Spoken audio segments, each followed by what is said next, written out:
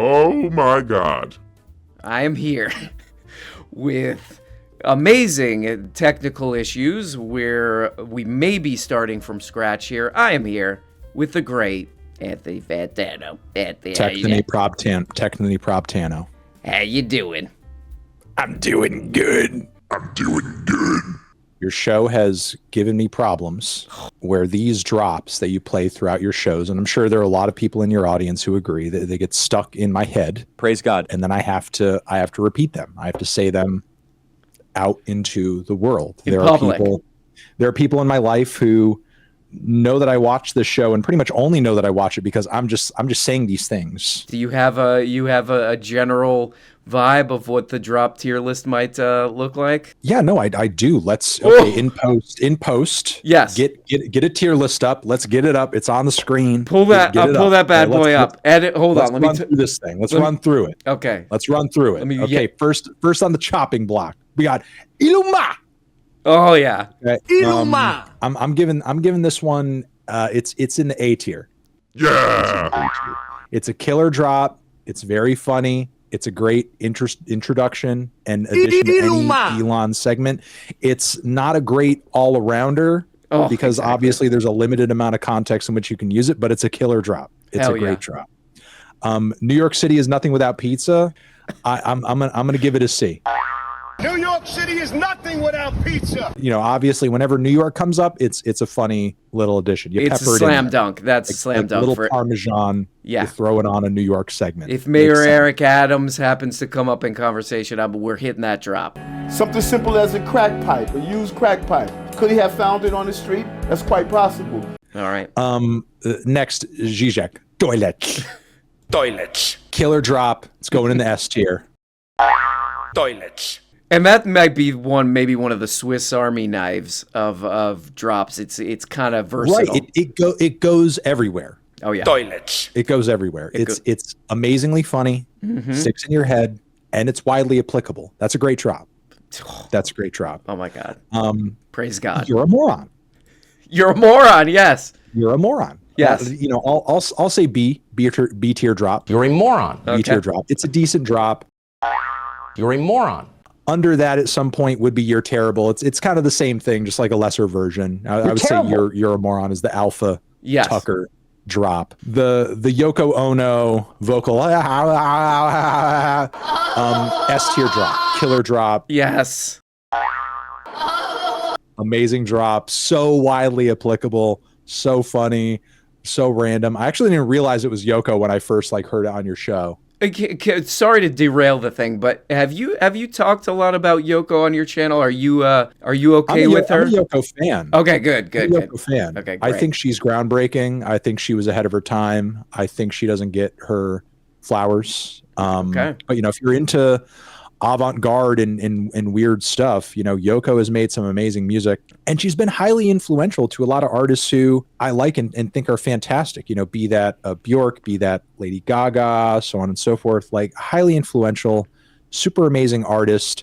But somebody who I think you kind of have to be on a certain wavelength to appreciate. And I think she would have been appreciated if her point of introduction for a lot of people wasn't by being the partner of one of the front men of one of the biggest pop bands in the world. Okay, continuing, yes. All right, we're gonna go Joe Rogan. Chinese people look Chinese. It's a good addition to any Joe segment. I love how you interact with it. I love how you throw it in as if he's saying it right there in the moment. You're sort of piping him down. Generally speaking, Chinese people I think look Chinese. It's an A tier drop. Generally speaking, Chinese people look Chinese. Yes. Though I think that there's, great potential in. Have you used this as a drop? Have you used the Why Does It Lie? Oh, that's gotta be a drop. It's not. What is it? They're not father son. Oh, Why Does It Lie? Because it says father knocks out son at celebrity boxing match. Gotta get somebody to click on this. You got to make that a drop because I think that could be the new top tier Joe drop. You think that could be S?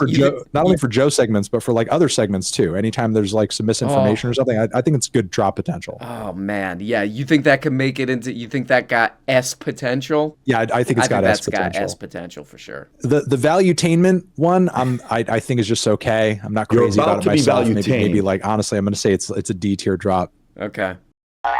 You're about to be value-tained.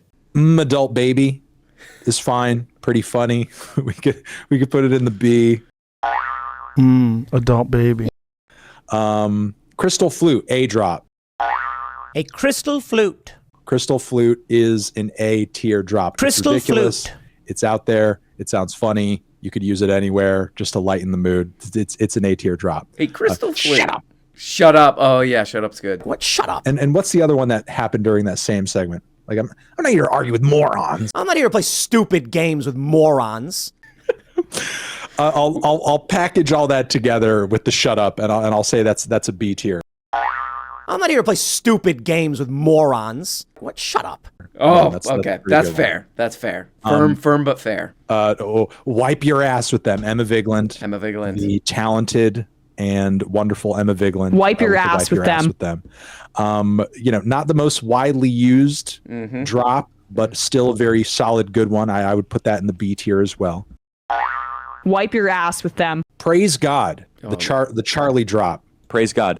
I think it's fine. It has its place. I have a bone to pick though with the Charlie drop. I think it's a little bland as a drop. I'm gonna put it in C, and also I'm going to additionally throw out there that I'm kind of mad at the Charlie drop because I feel like the Charlie drop has slowly replaced the "it's in the Bible" drop, which is a far superior drop when it comes to anything's religious. That's in the Bible. But we're going with the Charlie drop, like it's in the Bible's a stronger drop.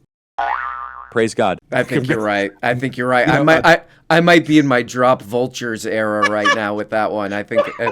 Look, Praise God is shorter. It's got a punch to it. That's what it is. You know? That's what it is. Yeah. But there's Praise God. there's an exciting fanfare to "it's in the Bible" that is just such a thrill. LeDrom James, I think is fine. LeDrom James. I'm personally going to give it a C. Ooh. Just LeDrom James. yeah, I could see what you get out of it. You know, I understand why you would be drawn toward it. I like women, not men. I like women, not men. Yeah. That's like a solid women, one. That's pretty not funny. men. Alex Jones one. We can give that a B. I like women, not men. Boom, got your ass. Woo! Like that's an A all the way, if not an S. Got your ass. Woo! I'm thinking that might be like maybe Alex Jones's contribution, his true contribution is showing us how to debate, which is that you just keep saying that you're winning and that you got somebody's ass. I got your ass. Why did you not do that in that debate with that guy? You know, I actually didn't do enough debate prep. I watched his video, I looked at his arguments, but I wasn't actually thinking about the mechanisms of debate. And that's really what I should have focused on more during the conversation, especially since the guy didn't end up backing up many of his points in the video. So I'm not going to walk into that fucking rake, you moron. Hey, calm down, you can go. I should have just watched an Alex Jones debate and just took rhetoric pointers from him. Yeah. Got your ass. Every single person on this planet is gay. Oh, yep. Killer drop. Amazing drop. That Every one's gonna single go in person A on this tier. planet is gay. Not the most widely applicable, but it's classic. That's A? That's going A? That one's going A. Every single person on this planet is gay. Dead. Dead. It's a common one. It doesn't hit for me as hard as some of the other drops. I see its place though. It is a good drop. It's not my favorite Trump drop. I'll give it a B. My favorite Trump drop is probably it's weird. It's weird. It's weird. You know, I think that's a good one to throw in whenever, again, anything's weird. I think it's widely applicable. I could give that one an A. 100. It's a nice little shot. The make pee-pee one, I'm not super familiar with. We'll throw it in the D. The Richard Wolf weird is fine. We can throw that in the C. The squish sound is also fine. I'll give it a C. The car crash is, the squish sound and the car crash, it sort of depends on where and how you're using them. Yes. You know, like depending on where they are and how they're being applied, it could be a B, it could be a C. Sometimes I really love when they're all being kind of used together, with another drop, and there's sort of like a triple drop sensation going on. Then it really kind of comes together into a magical moment. Those are what we call context dependent drops or CDDs. Right. Yeah. I think we have all the drops. Are there any other drops that I'm forgetting? I think that's it. I think you nailed it. And this, I mean, I can't believe it. It's a true honor. Praise God. Praise God. Praise God. The official Anthony Fantano RM Brown drop tier list. Praise God. Praise God. Praise God. To switch gears a little bit. Did you? What is it? What do you want? Did you see this thing about people? Because I consider you to be like a kind of a YouTube veteran in a way, if that's fair. Right. And there was this little thing that was kind of going on where people were like, "I'm burnt out on YouTube. I'm quitting YouTube." You remember that? I don't know if you saw that, but I think it's still kind of ongoing. But yeah, it's still ongoing. I kind of have like mixed feelings about this because I kind of almost like that, like something like this that maybe seems glamorous, like an Anthony Fantano. I think maybe people associate a little bit of glamour with that, but to kind of demystify that and be like, this is a job, it's a job, it can be a grind. Maybe that's kind of a good thing in a way. I don't know. What do you think? It's kind of hard to say. I don't know if like people are as feeling. It's kind of hard to say what anybody's one particular reasoning is for quitting, But the sense that I got was that it seemed like a lot of people were kind of a bit disillusioned by the idea that like, this whole YouTube thing and slowly growing your subscriber base and so on and so forth, that like in a way it was all kind of for naught. Because, hey, like over the course of time that YouTube has been relevant, other platforms have gotten popular. Other modes of content have gotten popular. I mean, YouTube is here, and as far as I can tell and see, like it's here to stay, but like it's not like the number one best and most, exciting form of video content delivery now. There's other stuff going on. And as a result, there's like more versatility, there's more competition, it's a bit more mayhem and confusion. I've never really been like of the view or of the impression that like, my efforts being put into YouTube are like leading me to some kind of like, stardom or super comfortable lifestyle or, I don't know, some kind of like widespread industry veteran type of respect. I mean, I think I have that on some level, but I don't think like I'm slowly on my way to becoming like, music's Ted Koppel or something like that. You know what I mean? I'm very much of a, kind of like, I very much have like an Ozymandias kind of view of all of this. I like what I do.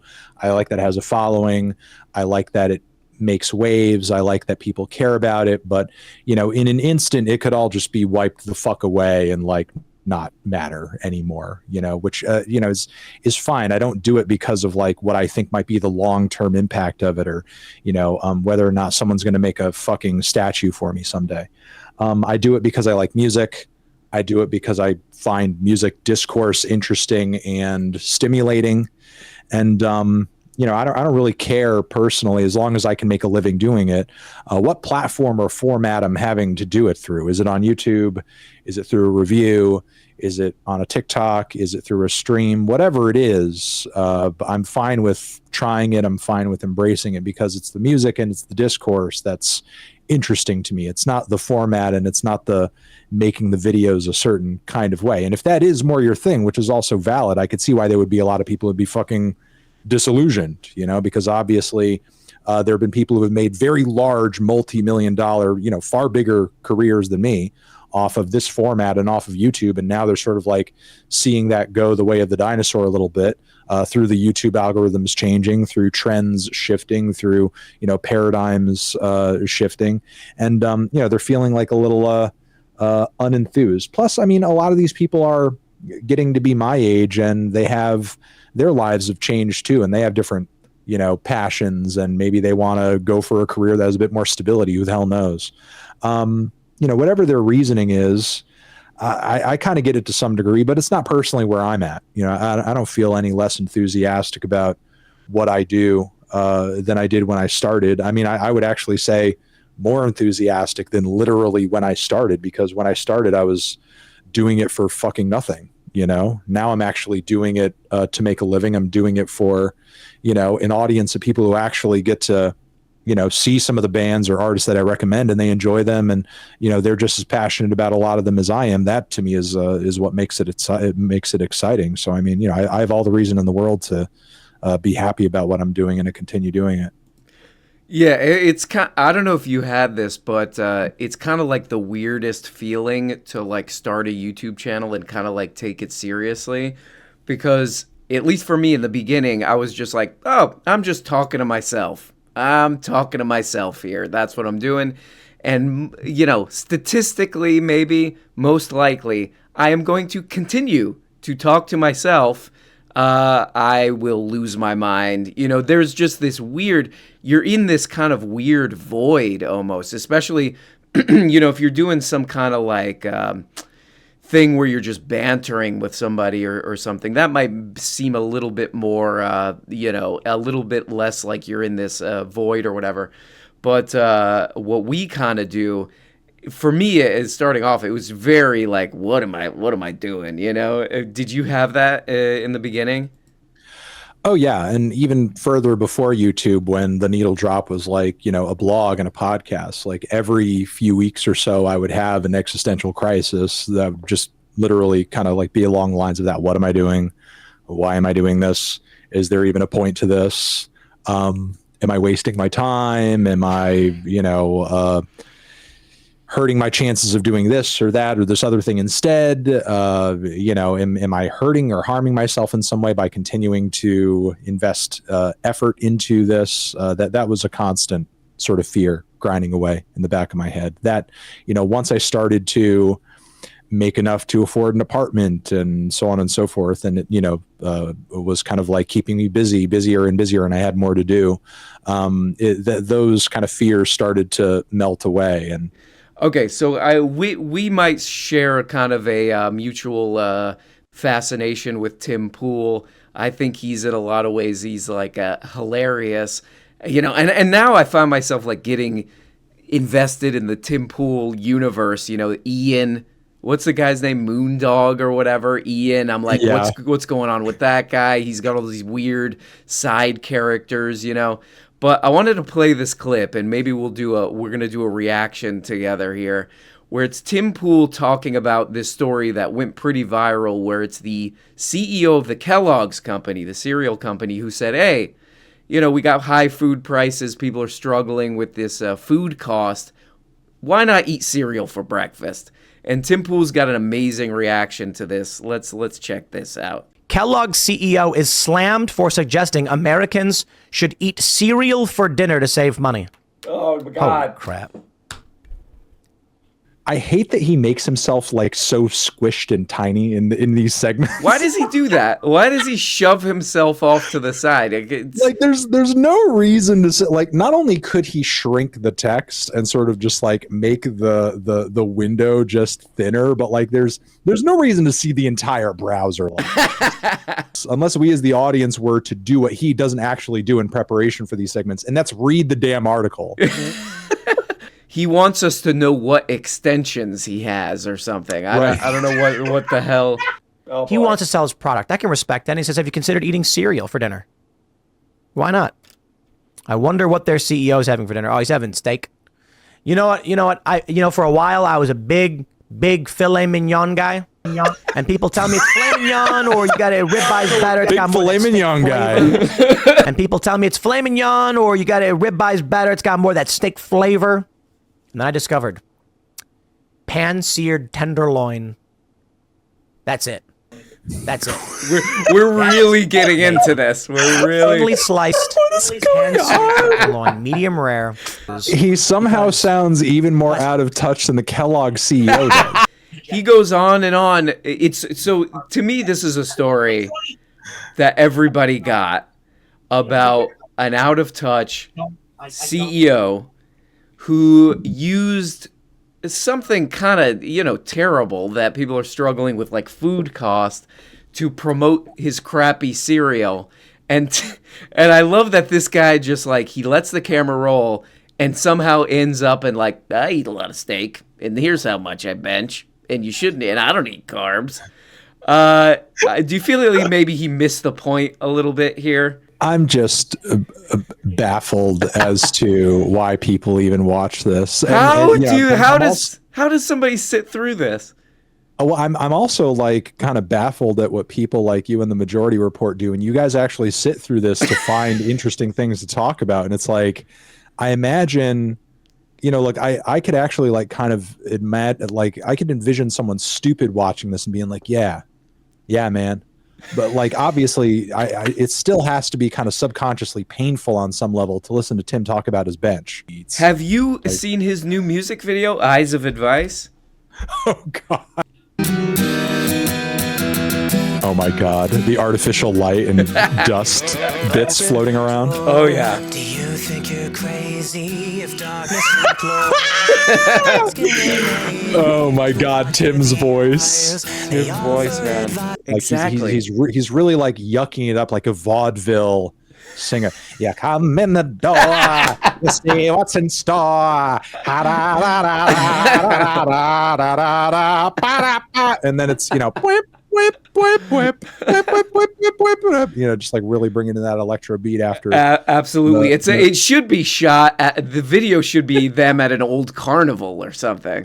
Right. And Tim's like shaking a cane and a top hat. And he's like, ha, ha, ha, ha, with the coattails. Step right up. Everybody's amazing. Yeah, exactly. Like there's a bearded woman. He's hanging out with a bearded woman. Jesus Christ. I'm going to be honest here, dude. The instrumental, the trap hi-hats, those mushy guitars, it sounded kind of garbage. Did you put this through some kind of filter? Did you put this through a filter before you gave it to me? Is this going through some kind of filter that you've put on? So what are we thinking? Strong. So let me put it this way: are we going just A, like a straight A, or is this more like in the A plus? Yeah, we could give it a straight A. Straight A. Okay. A very straight A. Straight solid A. Nothing less than a straight A for Tim. Okay.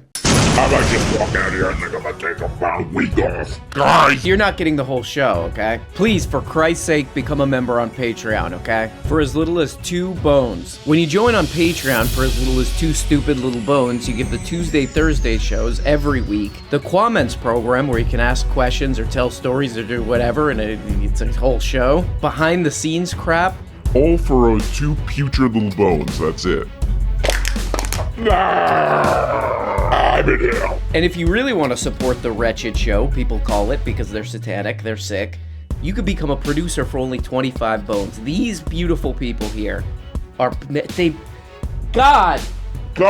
Without these producers, it's over, man. It's done. Do you think we can do the show without the producers? Okay? Because if you do think that, you got another thing coming, my man. You got a totally different thing coming. Without the producers, it is as good as over. Hello? Is anyone listening to me? Please answer. I'll wait. Please answer. Our hearts and our toilets are forever endowed unto the producers from which all light comes. Praise God. Praise God. It really is amazing to have such beautiful producers, and if you want to do it, oh my God. I don't even know what to say. I love the producers so much that I wrote a little song about them. Here we go. Hit it. Without the producers, we're going straight to hell. It will be their national team for all eternity. And then we'll go down to the lower level of hell where you can't get out. Not even for good behavior / deeds. Go down there. Deeds.